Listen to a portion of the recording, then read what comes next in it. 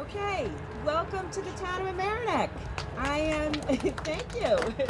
I'm the supervisor of the town of Mamaroneck, Nancy Seligson, and it really is my pleasure to welcome you here to our Hommocks conservation area. I think it is one of the most beautiful and special natural areas in the town of Mamaroneck. I hope you agree with me. I've already had a few people say to me, I didn't know this was here. You know, people who have lived here for a long time. But it really is a special place, and aside from the hum of leaf blowers, which seems to be our constant background noise, it really can be a quiet, beautiful place too. We have some trails that go through here and out to a meadow, and you can see extraordinary birds. I hope folks got to see the great blue heron that was here a few minutes ago. David, is he coming back? Well, I have to call. David has him on retainer, I think. Anyway, this area is on Little Harbor Sound, which is part of an inlet of Larchmont Harbor and part of Long Island Sound. I want to thank our municipal officials, local municipal officials that are here today. I have Noam Bramson, the mayor of New Rochelle, joining me. And we have Deputy Supervisor Ernie Odierna from the town of Mamaroneck, Councilwoman Jane Elkind-Eady from the town of Mamaroneck, Mayor Norm Rosenblum, all those names start to gel, from the village of Mamaroneck, the mayor. We have from the village of Larchmont, Malcolm Froman, who's a trustee. And we are kind of a tri-municipal area, the village of Mamaroneck, village of Larchmont, and town of Mamaroneck. We're kind of one region all together. We also have Michelle Lewis here from our Sustainability Collaborative, and I want to thank all of you for being here and joining me. This area could be threatened by polluted runoff. We have a pipe that's an outfall pipe right around the corner here. It's carefully hidden by beautiful rocks at the moment, but if we have terrible, terrible rains and we don't get to repair our sanitary sewer pipes, we could have polluted runoff coming into this beautiful area. And that would be devastating from a water quality standpoint for everyone, and including the wildlife here. Now, I co-chair the Citizens Advisory Committee of the Long Island Sound Study, and I've worked with David Miller and Ross Pepe for over 25 years, I hate to say, but it's true. And we've been working to clean up Long Island Sound and create jobs by upgrading our sewer infrastructure for all that time. And now I worry about repairing our sewer infrastructure and how to pay for it as a local elected official. The costs are too high for each municipality to do it on their own. And the town is working with the village of Larchmont, the city of New Rochelle, the village of Pelham Manor. I see the manager from the village of Pelham Manor here, John Pierpont, thank you. And we are all part of the New Rochelle Sewer District. So we have to repair these sewers because we want to and because we are being forced to, which is a good thing. But the cost of the study alone for looking at how to repair this sewer infrastructure is $4.3 million. That's for the study. Mamaroneck's share of that is $1.2 million. That's a lot of money for the town of Mamaroneck, and that's just for the study. So the sanitary sewer system, as I like to say, and it's true, is the basic foundation of our civilized society. We have to have a sanitary sewer system, and we have to keep it in good repair. That's why we're here together today, to demonstrate our support, and our need for the great state of New York to extend its successful statewide clean water grants program. We have to thank Assemblyman Steve Otis, all of us, for recognizing this need and acting on this need and really creating this program as part of the New York State budget. In the town of Mamaroneck, we have additional infrastructure needs in regard to clean drinking water. We're part of the Westchester Joint Waterworks, and we have to install ultraviolet light treatment to the entire water system of the Westchester Joint Waterworks. The costs for that are over $80 million. And that is to repair pipes. It doesn't even include repairing the water main breaks and pipes that are over 100 years old. So I'm here today to join with my fellow municipal official colleagues, my construction industry friends, and fellow environmental advocates to say funding the state clean water grants program is crucial to repairing and improving our infrastructure to benefit the entire region with good construction jobs, improved and protected water quality for our streams, rivers, and Long Island Sound. And now I'd like to ask Mayor Noam Bramson to just talk a little bit about what it means to repair these pipes for the city of New Rochelle. Ladies and gentlemen, good morning. And Nancy, thank you for your introduction, for your leadership here in the town, and for your leadership on so many environmental issues. It's always a pleasure to work at your side. And it's a pleasure to be here with colleagues in government, in labor, in business, and the environmental community, all of us joined together in what is a vitally important cause. So I'm one of those people that Nancy mentioned who had not been to this location before and was kind of blown away by the beauty of it, especially on such a glorious day. But we should remember that Long Island Sound is not just about natural beauty. It is absolutely essential to our regional economy. It's absolutely essential to our quality of life. So many different aspects of industry are linked to the health of Long Island Sound. Many people choose to be in Westchester County precisely because of its proximity to Long Island Sound. So it is an asset far beyond our local interests. It is a regional and statewide asset. And yet, so many of the things that must be done in order to protect water quality in Long Island Sound are falling to our little old municipalities. And so there's this mismatch between the scale of the need and the importance of the priority and the resources that are available to us. And unless those two things are equalized, the financial condition of our municipalities is going to suffer terribly, and eventually the quality of Long Island Sound will suffer as well, and all of us will pay the price. So I do want to join in applauding Steve for his leadership in putting the state behind this priority, and we are here together to say that that's a beginning, and we have to go even further. And I'll make one final point before turning it over. We've just come through what I think most people would agree is probably one of the most divided and divisive political seasons we've ever experienced. And yet if there's one thing that everyone actually seemed to agree on, it was that we need to do more to invest in infrastructure. And so I think it's up to all of us to reach across divides and take hold of that principle, take hold of that basis of commonality, and see if we can use the years ahead in order to make the necessary investments, not just in water quality, but the whole spectrum of things that enable us to have a growing, thriving society. Thank you all very much, and let me turn it over now to Steve Otis. Thank you all for coming, and thank you, Nancy, for hosting us, and Noam for being here. I'm a former local official, I'm a former mayor, and understood very clearly the dilemma that local governments are in. We have, and statewide, probably over $70 billion in water infrastructure projects that need to be done. Local governments could not afford to do these just by taking out a lot of debt. Even with low interest loans from the state, it's too much debt.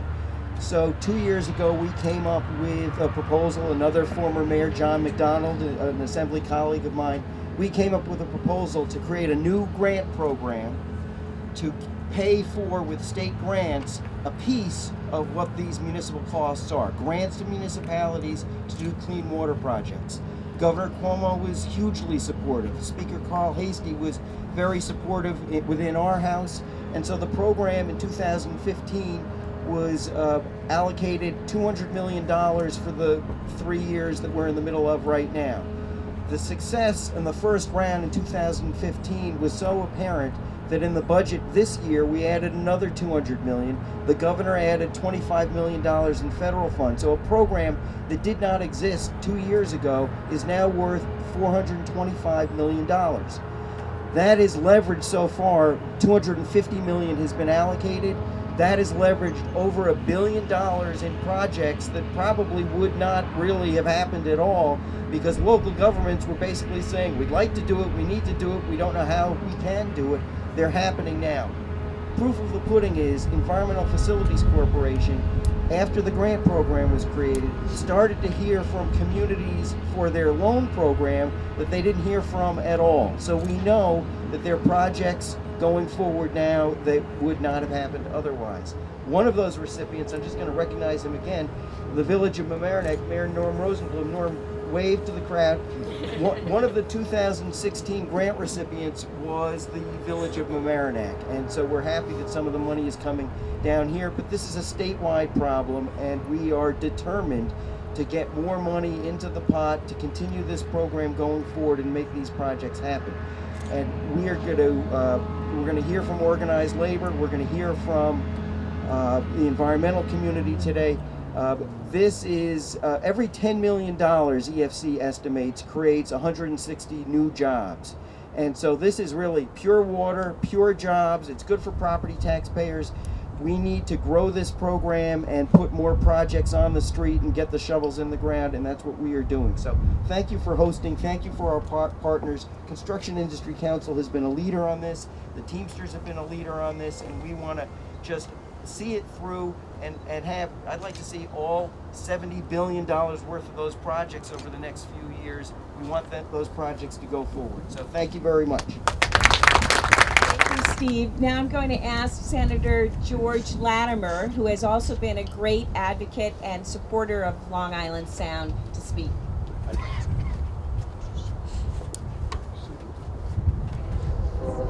I think we owe a tremendous debt of gratitude to Steve Otis here. And for those of us who work inside government at whatever level, there's 4 or 5 local governments represented here, it is no easy task to accomplish something new in Albany. And to work through the labyrinth of decision makers, what exists between 2 houses of government and the legislature and the 2 legislative bodies, everything you learned in 4th grade is infinitely more complicated than you learned it in 4th grade. And what Steve Otis was able to do in being able to craft an idea and to shepherd it through both houses of the legislature to get gubernatorial support, and not just support for concept, but to get real dollars behind it, is a tremendous accomplishment. I think we owe him another debt of gratitude, and I think we should respect that outstanding work that was done. Everybody has a different element of what this is about today. What I just observe as I stand here is I look at the structures that are made by mankind. There are some houses that we see. This wonderful viewing platform is here, and this is the work of mankind. But what we see beyond that is something that's eternal: the water, the land, the wetland. And without trying to sound, morbid about it, if you project ahead 70 years from now, only the healthy of us, and it won't be me, are going to be still around. What makes today important is that the decisions and the way we spend money today will matter for years and years to come. That there are people that aren't born yet that will come to this platform to look at the natural beauty. There are people who are not born yet whose lives will be pivoted around the economy of the Long Island Sound. And there are lives of people who aren't born yet who will live in these communities because they have all of the infrastructure they need, of which sewage is one of them. And very rarely do you see government take long-term decisions. Most of the time, everything is short-term, make people happy in the short term, get through an election cycle in the short term. But what Steve has put in motion and what these communities care about is something that's long-term. As Lincoln said at Gettysburg, the world will little know what was said here, but it will remember what's being done here today. A long-term protection of the ecology of Long Island Sound to benefit people who aren't born yet, but will appreciate what's been done. Steve, once again, congratulations. And it's my honor to introduce another one of our legislative colleagues. She serves in the State Assembly. She represents the bulk of Yonkers, a colleague of Steve and a good friend of mine, and a strong advocate for these projects in other parts of the county, Assemblywoman Shelley Mayer. George, I just want to bring the perspective of a very urban community, the city of Yonkers, which desperately needs to invest in its water infrastructure. And through Steve's leadership and the beginning of this program, we have the opportunity to do what has not been done and what needs to be done, putting our fellow citizens to work at good jobs, which is a critical part of this, and credit to Steve for recognizing that. At the same time, investing in the future of our communities, including cities like Yonkers, and throughout our state. In fact, this is a statewide program. There is tremendous support in the legislature because every community will benefit. So I know Yonkers will benefit. I urge that we put more money into this, and I look forward to seeing the jobs that come out on the other side. Thank you. Now it is my pleasure to introduce Ross Pepe, and I mentioned that he and I have worked over the past 25 years, really, in a very special partnership of the Clean Water Jobs Coalition. And it is a brilliant and natural collaboration because we, the environmentalists, want clean water, and the Construction Industry Council wants good jobs, and we want those too. So Ross is the president of the Construction Industry Council of Westchester and the Hudson Valley. He's also the executive director of the Construction Advancement Institute. Ross.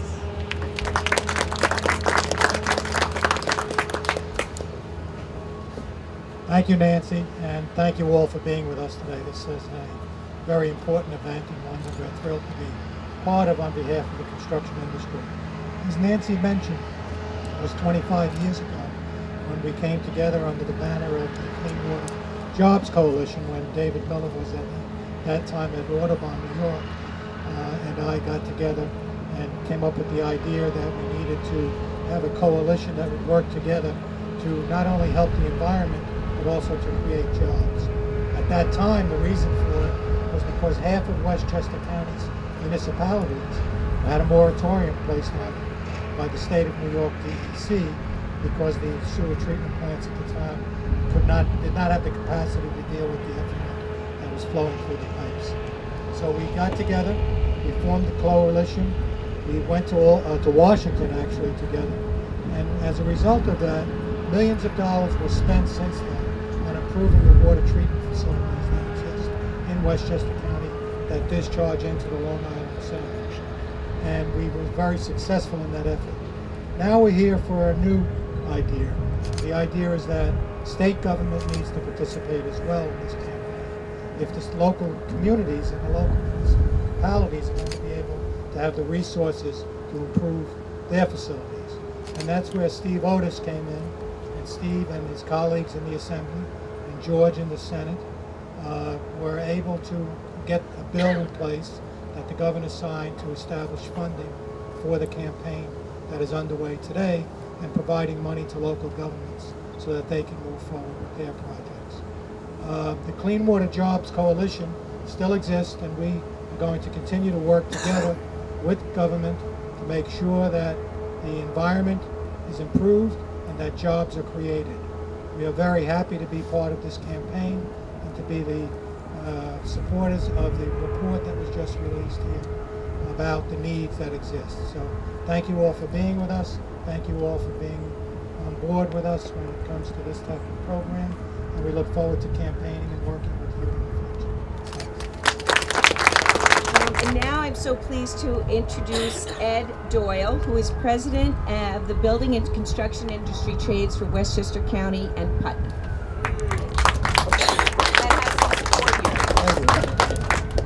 I represent all the construction unions and their members, union construction unions in Westchester and Putnam counties. This is a win-win situation for us. Clean environment, clean water, and it creates great jobs for our people, our members. So our members also live in Westchester County, send their kids to school here, have homes here, pay taxes here, and it creates great jobs for them. Just one example where it was federal money was the ultraviolet plant up at Mount Pleasant. There was $1.2 billion, 4 years worth of work. A lot of our members worked there. We worked in Yonkers, Rochelle, Pig Seal, and all these water treatment plants. And hopefully this work will continue. We will continue to lobby the governor and make sure he stays part of this project to put money here. And I want to thank the elected officials that are all here today to support this thing. Like I said, it's a win-win situation, and thank everyone that supports it. Thank you, Ed.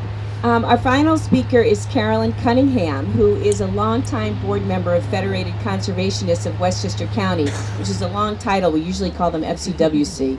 And she has been a strong, strong environmental advocate for many, many years, and I've had the pleasure to work with her over many years. And she is here also to support this program and effort. Thank you, Nancy.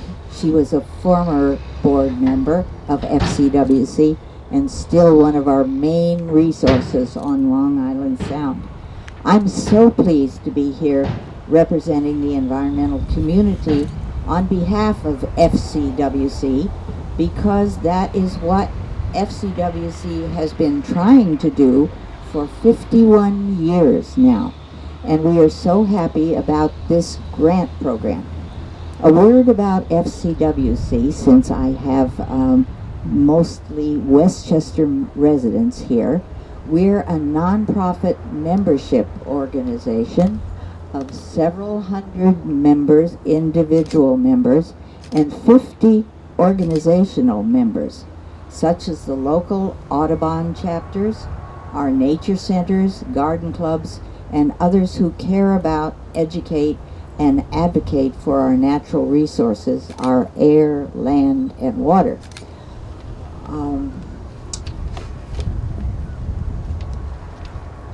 For FCWC's whole history, we have sought to clean up and keep our county's water clean. These infrastructure grant funds will go a long way towards helping our communities pay for the expensive but needed projects, whether fixing the sewer pipes. We in the coastal communities know about I&I, inflow and infiltration, or fixing and replacing drinking water pipes. I think one of the speakers before me said that I hold on to your hats. The needs over the next 20 years statewide has been estimated at $53 billion. Very necessary funds. FCWC joins many other environmental groups who have applauded Assemblyman Otis and his partners, and who got this state water infrastructure grant program funded. And we must help getting the state to increase the funds for protecting our precious, irreplaceable, clean drinking water and keeping Long Island Sound, our lakes and rivers and streams, fishable and swimmable. Thank you. And anyone who wants to join FCWC, I've bought some memberships. Thank you, Carolyn. So we have a press release from today's event that we encourage everyone to take a look at.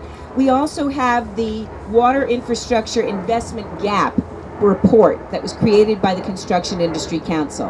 As Carolyn mentioned, there are billions of dollars of need in our area, in our state, but the entire fund recognizes that we need to have $800 million. The entire collaboration among the Construction Industry Council, unions, and environmental advocates recognize that we need $800 million in this fund this year in order to move forward.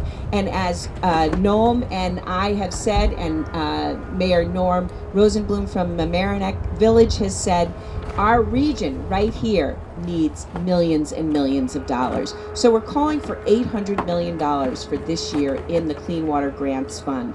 But you are welcome to have one of these reports. I encourage everyone to take a look at the press release, which lays out all the information. You're welcome to contact any of us who have spoken or others in regard to the situation here. But let's take a look at how beautiful it is. Here we are in urbanized, developed Mamaroneck.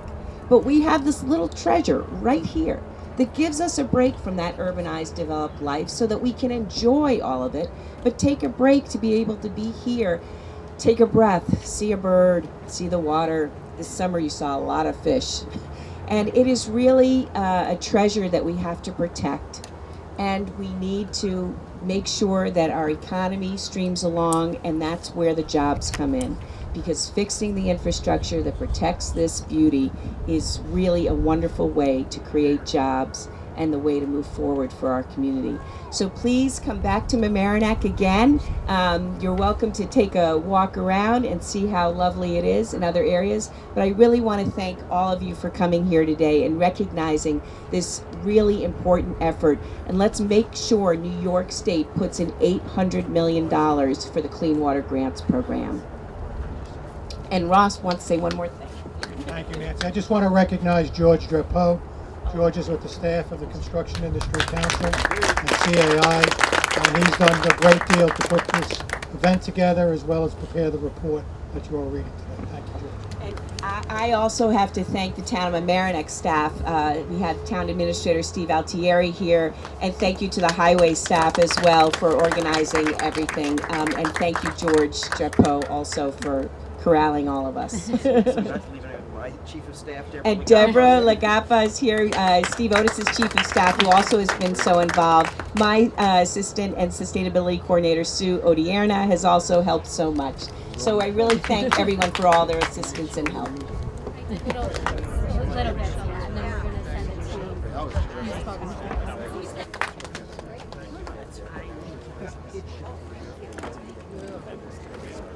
Great to see you. And I'm going to get the back.